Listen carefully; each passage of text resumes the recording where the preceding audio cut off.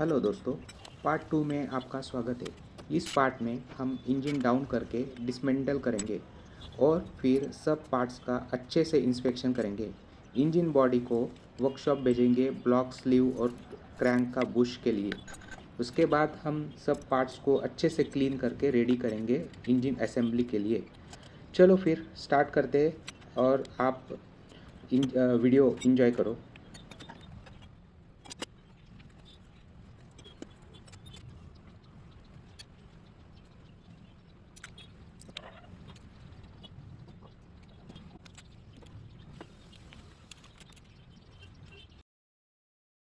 Engine down का video मैं बना नहीं पाया, समाव कुछ प्रॉब्लम हुआ। चलो ठीक है, हम अभी ये इंजन ऊपर लेके जाते हैं घर पे और उसको डिसअसेंबल करते हैं।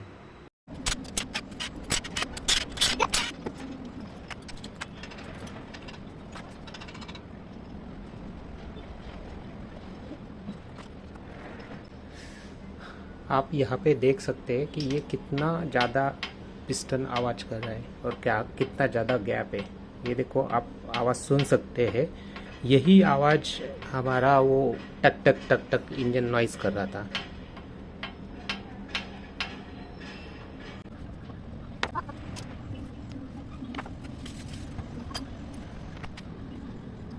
हाँ, अभी मैंने पूरा इंजन डिसमेंटल कर दिया है, पूरा ब्लॉक एम्प्टी किया। तो अभी इसमें क्या क्या मैं चेंज करने वाला हूँ मैं आपको बताता हूँ। इसमें ना काफ़ी ज़्यादा ऐसा घिसा हुआ लग रहा है, पता नहीं आपको दिख रहा है या नहीं। तो और पिस्टन भी काफ़ी लूज़ दिख रहा है, तो ये तो करना ही पड़ेगा। इसका जो ब्लॉक का स्लीव है वो चेंज करना है मुझे। और अभी मेरे पास मैंने कुछ स्पेयर पार्ट्स ऑर्डर किए थे, उसमें मुझे ओरिजिनल क्रैंक मिला है। ये तो पुराना है, इसमें ना काफ़ी ज़्यादा स्क्रैचेस है। इसमें ना हम और साइज़ बेरिंग डाल के हम चला सकते हैं, लेकिन मेरे पास न्यू है तो मैं ये नहीं करूँगा उसको रिपेयर। इसमें पिस्टन में नया डालूंगा। कनेक्टिंग रॉड भी मेरे पास नया है तो मैं नया कनेक्टिंग रॉड यूज़ करूँगा। ये पूरा का पूरा नया डालूंगा।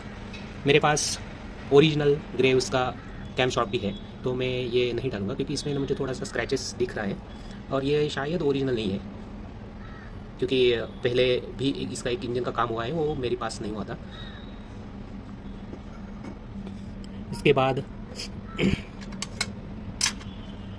कैम शाफ्ट हो गया, ये हो गया। हाँ, इतना मुझे पार्ट नया डालना है। इसके बाद हेड का काम मैंने लास्ट टाइम ही कंप्लीट किया था, तो इसका वॉल गाइड ये सब कुछ नया है। सिर्फ ये जो रॉकर आर्म सेट है ये मैं नया डालूंगा। ये पुराना इसमें मतलब थोड़ा सा दिख रहा है कि घिसा हुआ है, तो ये मेरे पास है नया वाला, तो ये मैं नया डालूंगा।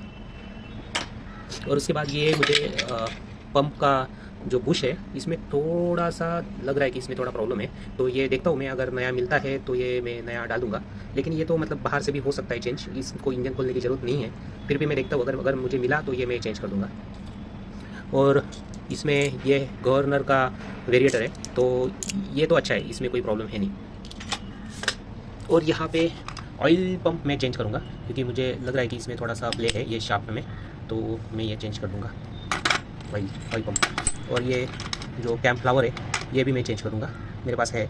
इसमें कुछ प्रॉब्लम है नहीं, लेकिन नया डाला तो बेटर है, क्योंकि बार बार मुझे इंजन खोलना नहीं है इसका। और मैं इसका इंजन ऐसा बनाना चाहता हूँ कि अभी ऑलमोस्ट 1.5 से 2 लाख किलोमीटर ऑलरेडी चल चुका है, तो और वो 2 लाख आराम से चलेगा। इसलिए मैं सब कुछ पार्ट ओरिजिनल डाल रहा हूँ।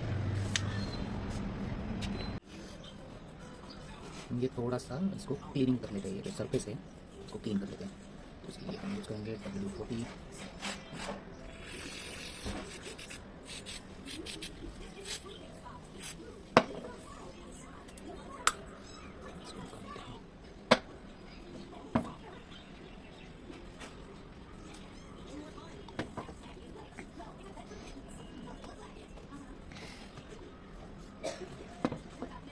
हम सिर्फ फाइन वाला यूज़ करेंगे।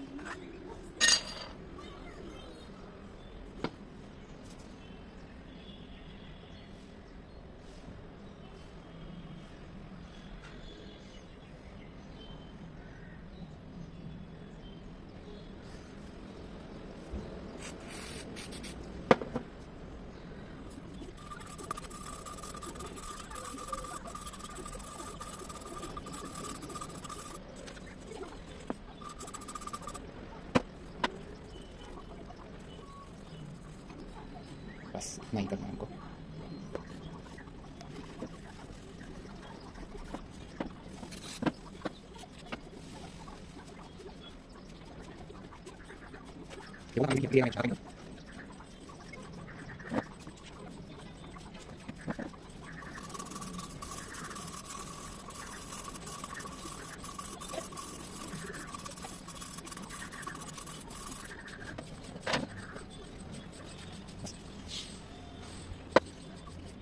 अब हम इसको अच्छे से वॉश कर लेंगे।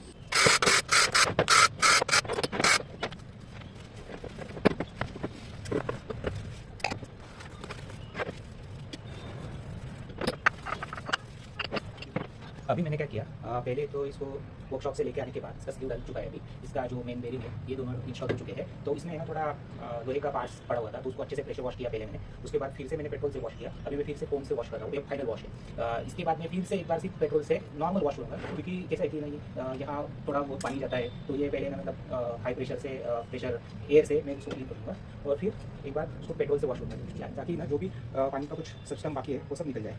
और मैंने डीप रीसर के लिए ये एक यूज़ किया था, कि कोई पेड प्रमोशन है नहीं, लेकिन ये अच्छा है। इससे ना काफ़ी ज़्यादा जो काला बना हुआ रहता है अंदर का, ये सब कुछ निकल जाता है। ये काफ़ी अच्छा लगा मुझे। और बाकी मैंने ये छोटे ब्रशेस लिए थे कि अपना टैंक के होल्स में हम उसको क्लीन कर सकें। काफ़ी अच्छे ब्रशेस लिए। तो ऐसा है। चलो फिर मैं अच्छे से एक बार क्लीन कर लेता हूँ और फिर आपको दिखाता हूँ।